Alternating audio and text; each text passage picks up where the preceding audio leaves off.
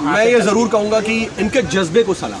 अरे नमस्कार, मैं हूं अमर पादे और मेरे साथ हैं स्ट्रीट इंटरव्यू न्यूज़ 24 के एंकर सऊद मोहम्मद खालिद। कैसे हैं खालिद जी, कैसे हैं सर आप? मैं बिल्कुल ठीक हूँ अमर, आप कैसे हैं? मैं भी बढ़िया हूँ सर। सर मेरा पहला सवाल है कि आप कहाँ से हैं और आपका इस जर्नलिज्म में कैसे आना हुआ? मैं पहला सवाल आपका कि कहाँ से हूँ।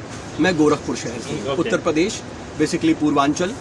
और इस वक्त वो पहचान का मोहताज नहीं है क्योंकि वो सीएम सिटी है। गोरखपुर में ही मैं पला बढ़ा, ग्रेजुएशन वहीं से की और उसके बाद दिल्ली रुख किया ग्रेजुएशन के बाद।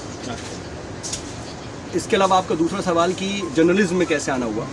जर्नलिज्म में आना एक कोइंसिडेंट था, डेस्टिनी मैं कह सकता हूँ, क्योंकि कभी बहुत ज़्यादा सोचा नहीं था। ग्रेजुएशन से पहले भी जब पढ़ाई करते थे तो लगता था कि ठीक है, एक कन्वेंशनल तरीके से फिजिक्स केमिस्ट्री मैथ्स आपने किया, इंजीनियरिंग कीजिए और उसके बाद आप इंजीनियर बन जाइए और जॉब कीजिए। ऐसा ही हमने भी सोचा था, क्योंकि मैंने इंटर में फिजिक्स केमिस्ट्री मैथ्स लिया था, लेकिन समझ में नहीं आ रहा था मुझे कि बहुत ज़्यादा इंटरेस्ट लगता नहीं था। लोग कहते थे कि तैयारी कीजिए, मैंने कुछ दिन तैयारी की लेकिन बहुत ज़्यादा समझ में आया नहीं। फिर उसके बाद मैंने इसीलिए इंजीनियरिंग और इस सब की प्रिपरेशन छोड़ करके गोरखपुर यूनिवर्सिटी में बीए कर लिया। फिजिक्स केमिस्ट्री मैथ्स को छोड़ करके साइकोलॉजी, फिलॉसफी और इंग्लिश से मैंने बीए किया। उसी दौरान कुछ मैं एक्टिविटीज़ में जुड़ा, थिएटर, मॉडलिंग और ये तमाम चीज़ों में मैं इन्वॉल्व हुआ।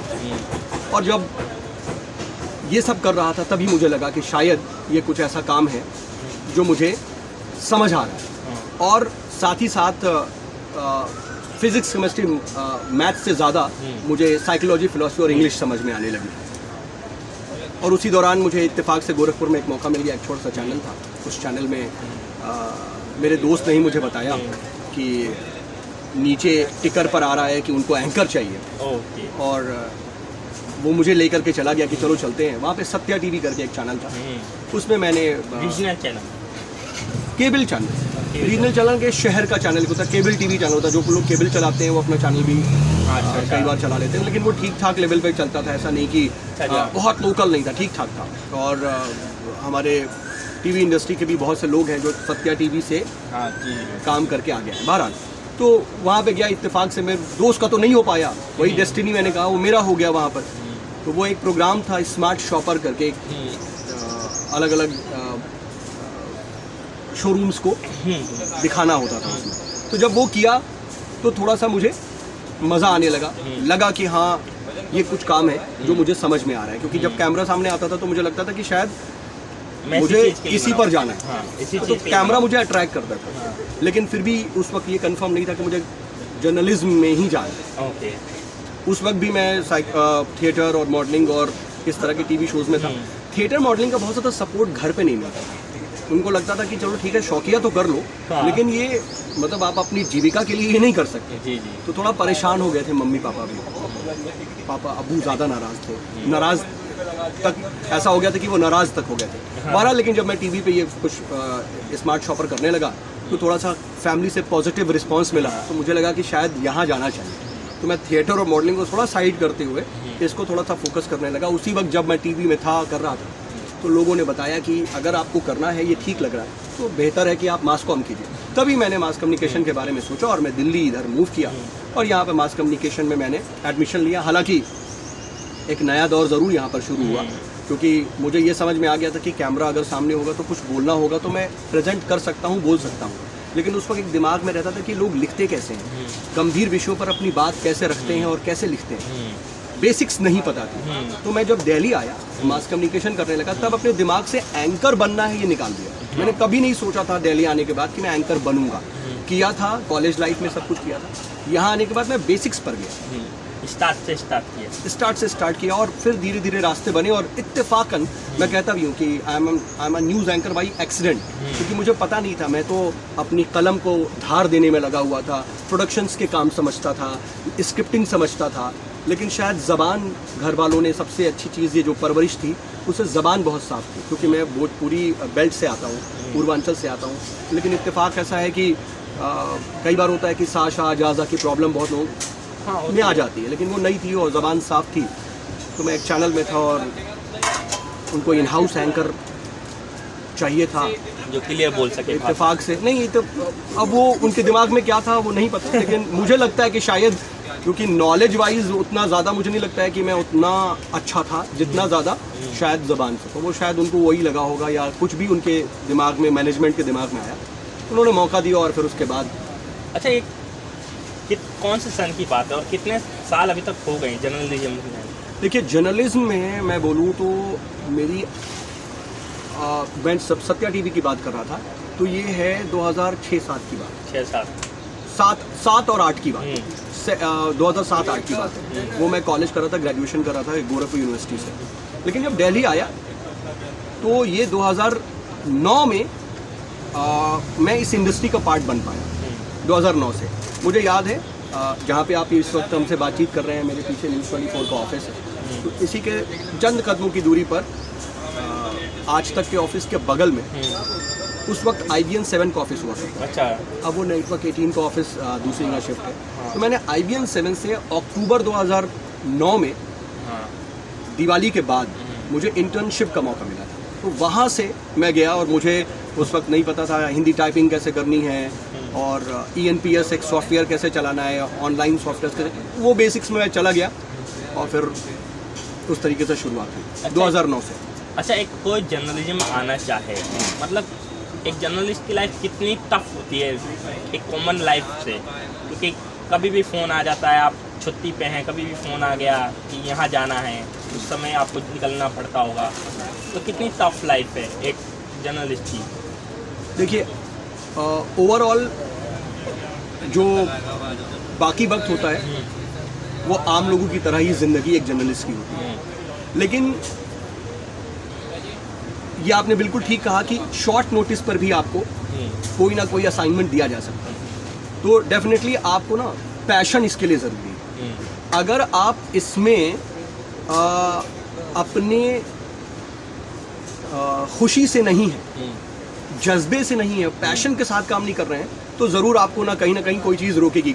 अगर आपने ये देखा है कि मुझे शाम को अपनी अच्छी शामें गुजारनी है, अपने दोस्तों के साथ गुजारना है, आप अपने काम को लेकर के फोकस रहना पड़ेगा। आपको मज़ा आना चाहिए जर्नलिज्म में, खबरों में और स्टोरीज़ में। एंकरिंग करते वक्त कोई बड़ी खबर आ गई है, तो अगर आप घर पे हैं और आपके पास फ़ोन आ गया, तो आपको आपके अंदर ये जज्बा होना चाहिए कि अरे अगर आपका वीक ऑफ है और कोई बड़ी खबर है, तो आपके अंदर अगर कुलबुलाहट नहीं है ना कि यार आज ही क्यों छुट्टी है, मुझे इस खबर पर होना चाहिए, तो इस तरह का जज्बा जो है बहुत ज़रूरी है। वरना आपको ना बहुत सी चीज़ें ऐसे लगने लगेंगी कि मैं ये मिस कर रहा हूँ अपनी लाइफ में, वो मिस कर रहा हूँ। तो कहने का मतलब ये है कि मोटे तौर पर एक जज्बा, एक खुशी के साथ अगर आप इसमें काम कर रहे हैं तो बहुत ज़्यादा मुश्किल नहीं होगा। हाँ, एक चीज़ ज़रूर है, थोड़ी पर्सनल लाइफ जो है, सोशल लाइफ, पर्सनल लाइफ नहीं, पर्सनल लाइफ तो आदमी मैनेज कर लेता है, सोशल लाइफ ज़रूर थोड़ी सी इफ़ेक्ट होती है, क्योंकि मेरे साथ थोड़ा रहता है कि मैं इवनिंग शिफ्ट में हूँ, ज़्यादातर इवनिंग शिफ्ट में हूँ, तो शाम का वक्त नहीं मिलता, आपको ऑफिस में ही गुजारना है, वर्किंग रहते हैं, तो बहुत मान लीजिए कि आप 3:30 बजे 4 बजे के बाद से लेकर के 11:30-12 बजे तक आप ऑफिस में हैं और एक वीक ऑफ है, उसके अलावा आप यहाँ पैक हैं। बाकी दुनिया ये ज़रूर होती है कि 8-9 बजे के बाद 7 बजे के बाद 8 बजे के बाद वो फ्री हो जाती है, तो कम से कम अपने मिलने मिलाने वालों के पास, रिश्तेदारों के पास, अब हमें कोई इन्विटेशन आ जाए शादी का तो मैनेज करना होता है कि लाइक मुझे उस शादी में कैसे जाना है, मुझे वो फंक्शन कैसे अटेंड करना है, तो एक बड़ा टास्क हो जाता है कि शिफ्ट कैसे मैनेज करें, छुट्टी लें ना लें, तो ये अच्छा, सोशल लाइफ थोड़ा सा मैंने देखा है, मैंने कई एंकर को ऐसा देखा है कि छुट्टी वाले दिन, उस दिन उनकी छुट्टी रहती है पर वो फील्ड पे दिखते हैं। हाँ, ऐसा भी हो जाता है। बिल्कुल होता है। मैंने कहा कि देखिए जज्बा, मैंने कहा ना कि आपको अपने वीक ऑफ में मज़ा आना चाहिए, ये भी हकीकत है, क्योंकि आपको पर्सनल टाइम चाहिए होता है, लेकिन अगर कोई खबर है और कोई बहुत बड़ी घटना हो रही है, कुछ हैपनिंग हो रही है, तो उस हैपनिंग में आपका दिमाग ये भी होना चाहिए कि यार मैं क्यों नहीं हूँ। तो जब आपके अंदर जज्बा होगा, जब आपके लिए अंदर ललक होगी, जब आपके अंदर इस काम को लेकर पैशन होगा, तभी आप अपना वीक ऑफ, अच्छा ठीक है ना, आप बाद में ले लेंगे। ऐसा नहीं है कि वीक ऑफ के दिन आप फील्ड पर हैं तो आपको दोबारा नहीं मिलेगा वीक ऑफ। आज आप आएंगे, कल 2 दिन बाद आपका वीक ऑफ मिल जाएगा, कम से कम आपने वो खबर तो की, उसकी खुशी अलग है, वो उसकी खुशी अलग है। चलिए, थैंक यू सर, आपने बहुत अच्छा इंटरव्यू दिया। और मैं जाते जाते एक आखिरी सवाल, क्योंकि मैं स्टार्टिंग कुछ करता हूँ तो अंत में एक सवाल मैं परमानेंटली रखता हूँ, आपकी लाइफ की फिलॉसफी क्या है? और जो अभी का यूथ है जो ज़्यादातर इम्पेशेंट हो जाता है, क्योंकि एक एज में आप कहते हैं ना 18 से 24 साल की जो एज होती है उसमें इंसान इम्पेशेंट होने की संभावना ज़्यादा होती है। उस एज के यूथ को आप क्या संदेश देना चाहेंगे? क्योंकि 18 से 24 साल की एज में इंसान अपना करियर बनाता है, तो क्या? देखिए, शायद मुझे लगता नहीं कि मैं बहुत ज़्यादा कुछ इस काबिल हूँ, इस लायक हूँ कि मैं कुछ इस तरह की फ़िलॉसफी दूँ, लेकिन कहीं ना कहीं दो चीज़ें ज़रूर मैं अपने आप में और अपने अंदर रखना चाहता हूँ। एक इंग्लिश की कहावत है, फर्स्ट डिज़र्व देन डिज़ायर। तो मुझे लगता है कि जब आप किसी चीज़ में कहीं आपको आगे बढ़ना है, कोई ख्वाहिश है, डिज़ायर का मतलब हो गया कि आप कोई ख्वाहिश, लेकिन उस ख्वाहिश को पूरा करने के लिए, उस मकसद को हासिल करने के लिए ना कुछ चीज़ें होती हैं, कुछ एसेंशियल चीज़ें होती हैं, तो वो अपने अंदर पैदा करना ज़रूरी होती है। यानी कि पहले आप अपने आप को उस लायक बनाइए, फिर उसके बाद उसके लिए मेहनत कीजिए। अगर आप अपने आप को नहीं तोलेंगे, अगर अपने आप को आप नहीं समझेंगे कि मेरे अंदर क्या कमियां हैं, मेरे अंदर क्या ऐसी चीज़ें हैं जो मुझे अपना लक्ष्य हासिल करने के लिए ज़रूरत है, तो फिर शायद आप कहीं ना कहीं अपने लक्ष्य को हासिल करने के लिए मेहनत करते हुए भी पीछे रह जाएंगे। तो आप ज़रूर इंट्रोस्पेक्ट किया कीजिए, एक तो ये चीज़। दूसरी, ज़रूर मैं ये बात कहूँगा कि आजकल सोशल मीडिया का और बहुत ज़्यादा अपने आप को गो गेटर रखने का ज़माना है। ऐसे वक्त में मैं ये ज़रूर कहूँगा कि इसमें जो है ना, वर्चुअल वर्ल्ड में ना गुम होने से बचें। वर्चुअल वर्ल्ड आज की वक्त की ज़रूरत है, आप उसमें इन्वॉल्व रहिए, काम कीजिए, अपने रील्स बनाइए, अपने विचार रखिए, लेकिन कोशिश कीजिए कि प्रैक्टिकल वे में अपने लक्ष्य को देखते हुए, कई बार मैं ये इसलिए कह रहा हूँ क्योंकि कई बार होता है ना कि बच्चे वर्चुअल वर्ल्ड में ना दिखावे में चले जाते हैं, जो मैंने महसूस किया है कि ज़िंदगी की सच्चाई कुछ और है। उस इंसान की ज़िंदगी अलग है, वो इंसान रियलिटी में अलग है, लेकिन वो अपने फेसबुक पे, अपने ट्विटर पर और अपने इंस्टाग्राम पे बिल्कुल अलग दिखता है। बिल्कुल आज के दिन में ठीक है, वो भी आप कीजिए, कोई दिक्कत नहीं है, लेकिन जो है ना, पैर ज़मीन पे रहे और खाकसारी अपने अंदर रखना चाहिए, क्योंकि कुछ चीज़ें ऐसी होती हैं जो दुनिया के लिए करनी होती हैं, लेकिन कुछ चीज़ें ये भी हैं जो वो खुदा जानता है करना। तो आप उसके लिए और अपने लिए ईमानदार रहिए, बस। Thank you very much sir, आपने अच्छा इंटरव्यू दिया। तो ये थे न्यूज़ 24 से सऊद मोहम्मद खालिद। मैं नाम में गड़बड़ी कर रहा हूँ। नहीं, ये आपकी गलती नहीं है, क्योंकि थोड़ा नाम ऐसा टफ है मेरा। वो अक्सर लोग सऊद मोहम्मद खालिद बोल देते हैं, लेकिन है मेरा नाम सऊद मोहम्मद खालिद, लेकिन SM के सही रहेगा। शॉर्ट फॉर्म में। ये थे न्यूज़ 24 के SM के, और आपसे मुलाकात होगी जल्द एक और नई न्यूज़ पर्सनैलिटी के साथ। जब तक देखते रहिए द यूनिटेड दुनिया। लाइक करें, शेयर करें, सब्सक्राइब करें मेरा channel. Thank you very much. Like, share और सब्सक्राइब कीजिए, क्योंकि देखिए ये एंड कर चुके हैं, लेकिन मैं अभी तक अपने बारे में बोल रहा था। चंद लाइन ज़रूर मैं अमर के लिए बोलना चाहूँगा।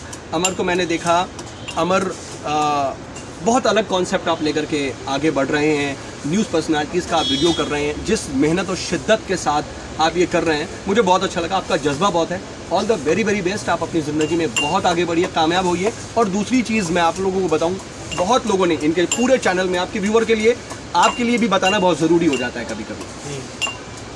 आप इस फ्रेम में देखते हैं ना सारे न्यूज़ पर्सनालिटीज़ को, लेकिन अमर असल में दिव्यांग है, और उसके बाद भी ये किस तरीके से अपने जज्बे को आगे बढ़ाते हुए एक कॉन्सेप्ट, इनका ये कॉन्सेप्ट है कि वो न्यूज़ पर्सनालिटीज़ के इंटरव्यूज़ करेंगे, और कैसे कैसे वो आते हैं, किन किन परिस्थितियों का सामना करते हैं, और यहाँ से कैसे वो जाएंगे।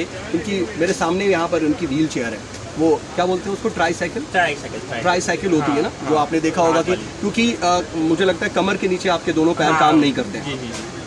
तो मैं ये ज़रूर कहूँगा कि इनके जज्बे को सलाम, आपके जज्बे को सलाम।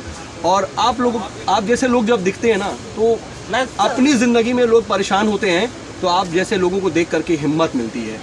मैं कोई बड़ा काम नहीं कर रहा हूँ, ये हर कोई करता है। हर कोई अपने आप काम अपने लिए कर रहे हैं, लेकिन जिन परिस्थितियों को आप फेस करके कर रहे हैं और जिन हालात में आपका जो जिस जज्बे के साथ कर रहे हैं वो काबिल तारीफ है। और मैं ऊपर वाले से हमेशा दुआ करूंगा कि आप बहुत आगे बढ़ें और आप जिस मकसद से ये काम कर रहे हैं उसमें खूब तरक्की दें।